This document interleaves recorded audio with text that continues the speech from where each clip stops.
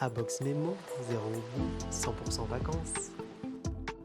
Conseils, outils, accompagnement, le docteur Guy Nola, pharmacien d'officine, nous explique comment mieux vivre avec son traitement. Comment un pharmacien peut-il aider ses patients à mieux suivre leur traitement? En tant que pharmacien, on participe à l'éducation thérapeutique afin que le patient puisse comprendre son traitement ainsi que les bonnes pratiques. Il est de notre rôle de définir d'exposer les objectifs du traitement, les modalités de prise et les potentiels effets indésirables.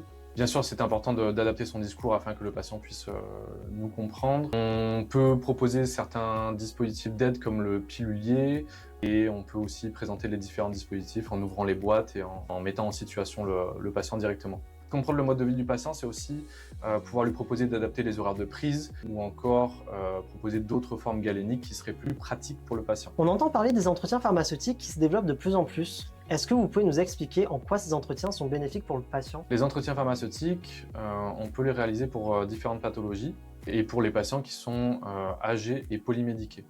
On peut les réaliser pour les patients qui prennent des AVK, des anticoagulants, des anticancéreux et pour les asthmatiques. Le traitement est bénéfique s'il est bien pris, mais s'il est mal pris, il peut potentiellement mettre la vie en danger. Pendant ces entretiens, on peut repérer avec le patient certains cas d'effets indésirables, certaines contre-indications. Ça nous permet aussi de rappeler les conditions d'utilisation du traitement. On peut proposer des adaptations ou remettre de la documentation comme des carnets de suivi pour les AVK ou encore des carnets pour le suivi des insulines. Quels outils concrets peuvent aider à mieux suivre son traitement? Associer un programme d'éducation thérapeutique à des outils simples d'observance permettent de l'améliorer. On peut utiliser des outils physiques tels que les piluliers, les blisters unitaires ou encore des carnets spécifiques à certaines pathologies. On peut aussi réaliser des plans de posologie pendant les bilans partagés de médication.